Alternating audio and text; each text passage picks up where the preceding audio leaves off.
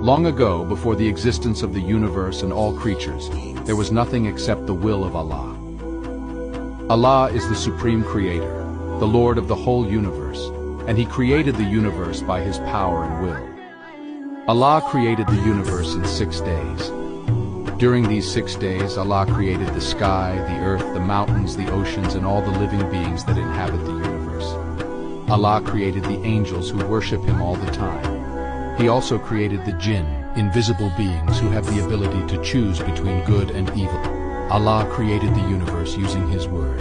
He simply said, "Be," kun in Arabic, and the universe was created instantly. Allah is the supreme creator, the Almighty, who has the power to create and destroy at any time. Allah created the universe so that humans could worship and know Him, and so that they could live in harmony with nature and other creatures. This is a story that reminds us of the importance of being grateful to Allah for all the blessings we have in our lives. We should be grateful for the universe we inhabit, for the living beings around us,